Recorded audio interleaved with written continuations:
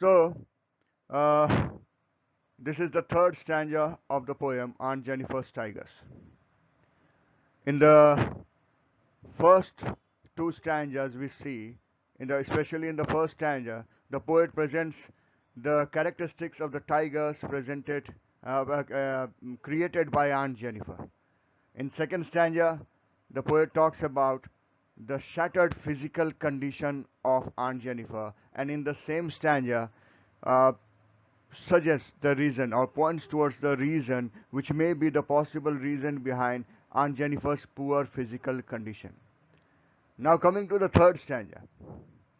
When Aunt is dead, her terrified hands will lie, still ringed with ordeals she was mastered by.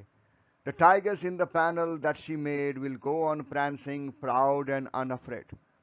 Now you will see that there is a marked difference in the beginning of the first two stanzas and the beginning of the third stanza. In the first two stanzas, the poet has said Aunt Jennifer, Aunt Jennifer.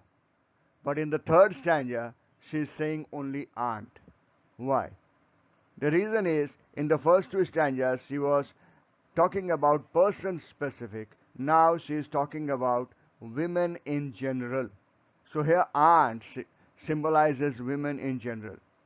Now the poet says that Aunt has suffered so much during her lifetime that even death will not come as a relief to her. That trauma would be still visible on her even after her death.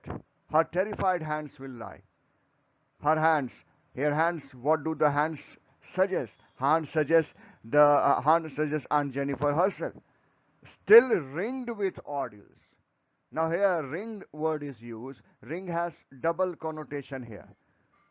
One meaning of ring is it is symbol of marriage relationship, and another is surrounded by.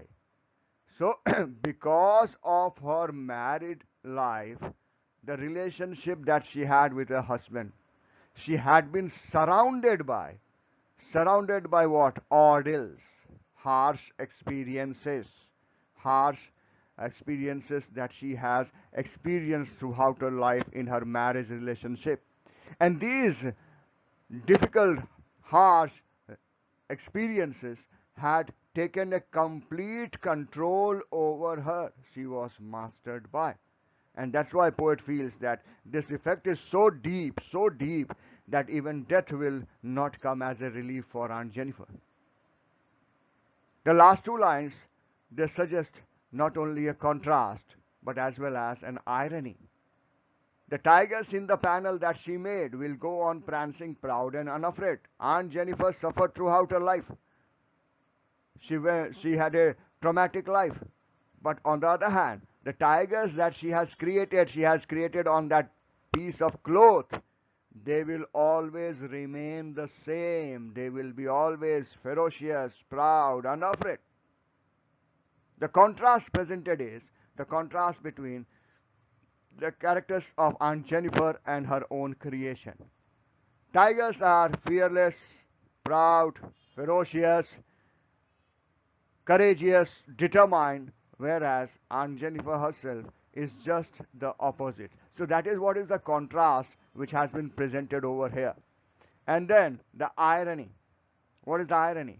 The irony is that these fearless, proud, determined, courageous creatures have been created by a person who herself was opposite in nature.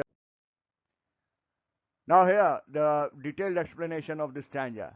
Such is the trauma of Jennifer's life that it may continue to haunt her even after her death. Her hands still depict the ring, which symbolizes the ordeals that suppressed her during her lifetime. On the other hand, her creative expression will continue to live in the form of the tigers that she has created in the panel. The tigers depict a free-spirited being who will continue to dance about proud and unafraid. The last two lines express irony as well as a contrast. Contrast is between the nature of the tigers who are fearless, free, confident, and brave, whereas Aunt Jennifer herself just the opposite, that is, fearful, suppressed, without freedom. The irony is that these fearless, free, confident, and brave creatures are created by someone who herself is the opposite.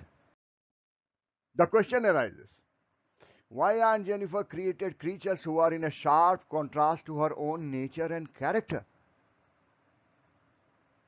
Maybe Aunt Jennifer has a deep hidden desire to be as free, brave, free, and confident as the tigers created by her, which remained unfulfilled. These tigers created by Aunt Jennifer are in fact an expression to her deep, unfulfilled desire.